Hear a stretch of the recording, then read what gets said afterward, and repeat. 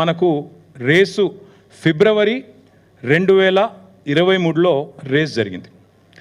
Race జరిగిన తర్వాత దీనివల్ల అసలు హైదరాబాద్కి ఏం లాభమైంది? ఎందుకంటే అడుగుతారు కదా సహజంగా. ఆ రోజు మొదటి రేస్కి ప్రభుత్వం వైపు నుంచి మనం పెట్టిన ఖర్చు మొత్తం హెచ్ఎండిఏ పెట్టింది. ఎందుకంటే హెచ్ఎండిఏ యాక్ట్లో చాలా స్పష్టంగా ఉంది.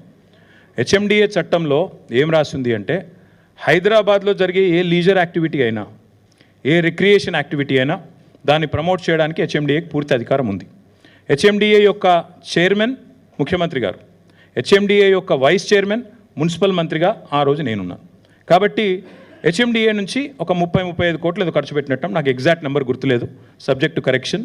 30-35 కోట్లు ఏదో ఖర్చు పెట్టాము. ఆ ప్రమోటర్ ఎవరైతే ఉండేనో స్పాన్సర్ గ్రీన్కో ఆయన దాదాపు 100-110 కోట్లు ఆయన ఖర్చు పెట్టారు. ఏం లాభం వచ్చింది మరి హైదరాబాద్కి అని చెప్పి మాకు ఫిబ్రవరిలో రేస్ అయిన తర్వాత మాకు నిజానికి మేము చేయలేదు ఈ స్టడీ. కొత్త సిటీలో రేస్ అయిన తర్వాత ఏం జరిగింది అని చెప్పి నెల్సన్ అనే ఒక సంస్థ వాళ్ళు అధ్యయనం చేశారు.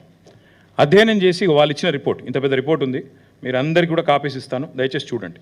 ఇది నా కవిత్వం కాదు, నెల్సన్ అనే సంస్థ ఇంటర్నేషనల్ ఏజెన్సీ. ఇదేదో హైదరాబాద్లో అమీర్పేటలోనో లేకపోతే ఢిల్లీలో సిపిలోనో ఉండేది కాదు. ఇది నిజంగా కూడా ఒక రెప్యూటెడ్ ఇంటర్నేషనల్ ఏజెన్సీ. వారు ఇచ్చిన రిపోర్ట్. వారు ఏం చెప్పారంటే హైదరాబాద్ నగరానికి ఈ రేస్ వల్ల, ఫిబ్రవరి 23లో జరిగిన రేస్ వల్ల $82 మిలియన్ ఎకనామిక్ బెనిఫిట్ వచ్చింది నగరానికి.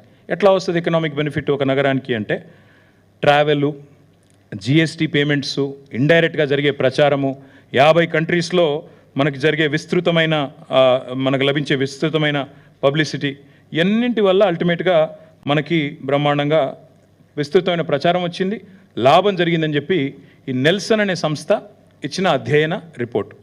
సో కిషన్ రెడ్డి గారు రేస్కి వచ్చి ఆయన మాట్లాడిన మాట మన ఒక స్థానిక తెలుగు ఛానల్తో పూర్తిగా కేంద్ర ప్రభుత్వ సహకారంతో ఈ రేస్ జరుగుతోంది అని కొంత క్రెడిట్ కొట్టేసే ప్రయత్నం కూడా చేశారు. ఏ పాత్ర లేదు, మను లేదు, కానీ కొంత క్రెడిట్ కొట్టేసే ప్రయత్నం కూడా చేశారు. అనురాగ్ ఠాకూర్ గారు ఆయన వచ్చినాడు, ఆయన కూడా వచ్చి ప్రైజులు కూడా ఇచ్చారు. ఆయన ఇది అనురాగ్ ఠాకూర్ గారు, అప్పుడు ఆయన కేంద్ర క్రీడల శాఖ మంత్రి. ఇక ఆనంద్ మహీంద్రా గారు, ఇప్పుడే నేను చెప్పాను Mahindra racing was a part of it. Mahindra group Anand Mahindra గారు చైర్మన్ అండ్ సిఇఓ, వారు కూడా వచ్చారు. వారి రేసింగ్ టీం కూడా పాల్గొన్నది. వారితో పాటు ఇంకా చాలామంది ప్రముఖ నటులు, చాలామంది పెద్ద పెద్ద వాళ్ళు, పాపులర్ పర్సన్స్ చాలామంది వచ్చారు. సచిన్ తెందుల్కర్ గారు, అదేవిధంగా వారితో పాటు చాలామంది స్పోర్టింగ్ లెజెండ్స్ కూడా వారితో పాటు బాంబే నుంచి ఇతర ప్రాంతాల నుంచి వచ్చారు. అదేవిధంగా ఇక ప్రపంచవ్యాప్తంగా వీళ్ళంతా పాపులర్ డ్రైవర్స్, చాలా చాలా సూపర్ స్టార్లు. ఇప్పుడు మనకు అర్థం కాదు ఈ స్పోర్ట్, కానీ అర్థమైన వాళ్ళకి తెలుస్తుంది. ఇప్పుడు మనకి ఇక్కడ రామ్ చరణ్లు, షారుఖ్ ఖాన్లు ఎట్లనో అక్కడ వాళ్ళకు కూడా ఆ స్పోర్ట్ తెలిసిన వాళ్ళకి, ఆ క్రీడ తెలిసిన వాళ్ళకి వీళ్ళందరూ సూపర్ స్టార్లు. అదేవిధంగా చాలామంది యాక్టర్లు, రాజకీయ దిగ్గజాలు, మన ఇంకా చంద్రబాబు నాయుడు గారి డాటర్ ఇన్ లా బ్రాహ్మణి గారు, ఇంకా చాలామంది హైదరాబాద్లోని హూ ఇస్ హూ అందరూ కూడా అటెండ్ అయ్యారు ఈ ఈవెంట్ మొత్తం కూడా ఫిబ్రవరి 23లో. అయితే ఈ రేసును ప్రమోట్ చేయడానికి మేము ఏ ఎఫర్ట్ కూడా వదిలిపెట్టలేదు.